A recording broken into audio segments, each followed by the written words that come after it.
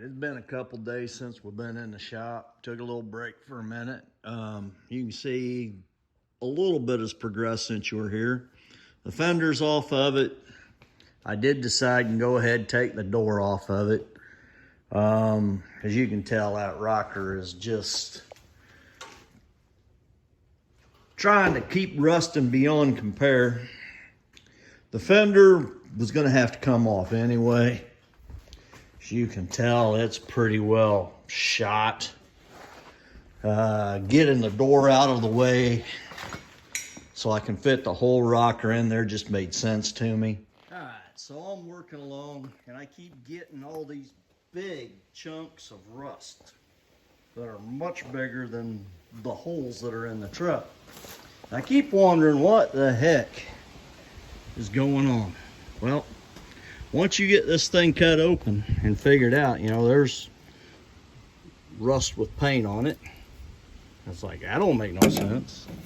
What has happened, if you look at this piece right here, see if I can get it where you can see it, is we got metal laid over the rust and then bondoed in. So there we just opened up another small can of worms, but we'll get her.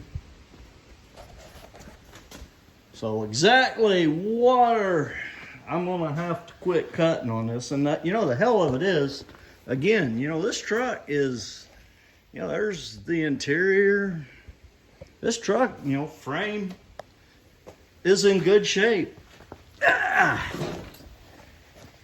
There's the inner rocker, which will, oh, it looks like we're gonna have to rebuild some back here and then kind of along through there. But all in all, for the way that outer rocker looked, this didn't look as bad as I expected it would. This back half, or this back corner here, is the worst, and this is where somebody's pud fuckery kicked in. So, yeah, there's that little footnote. Never put new metal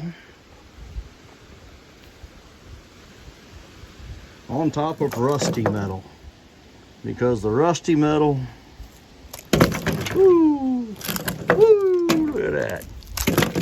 Yeah, look at there. We'll just eat the new metal. Joe's helpful tip for today. You know what? I'm gonna correct myself. They didn't even lay new metal over it. They just schmucked it in with Bondo. So there's the original cab corner, and there's the schmucked in Bondo pieces. Yeah. You know, I often question how good of a job I do, but then I see something like that, and I'm sure that probably somebody paid good money to get that fixed. And I think, well, at least I'm trying to do a good job. Have a good one, guys. The inner structure is now welded back up. The bad metal's been replaced. It's firm, it's solid. We got a good place to weld the cab corner on when we get to that. So at this particular moment in time, I'm trying to decide how exactly I want to attach this outer rocker panel. I think I know, but the way this all sets is, see if I can get this up here. Semi one-handed. Apparently that is, there we go. So it'll go in there, and I can either cut it on each end and weld in two short sections and, you know, a few spot welds here, or I can leave all this in place, cut along this line here, and then weld all of that. On the other side, I kind of did the cut along the top and weld it through here. which is the first time I've done it on these trucks like that, and I didn't like it. It just, I don't know, it seemed more excessive. So I think probably we're going to see some of the crap get out of the way. The weather seal get out of the way. And then I'm going to cut all this out and get the rocker put in. So, you know, there's today's decision I'll later regret. But for right now, the inner structure is back. It's solid. I mean, it's got good metal to attach stuff to. So we're going to move on from there. I think we all knew how this was going to turn out. There it is. It is in. I've still got all the spot welds left to do. A couple little things over here.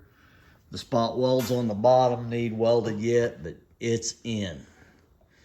So now then, we'll come back tomorrow because darkness has set upon our sleepy little town and I'm tuckered. So, yeah, looks nice out though, don't it?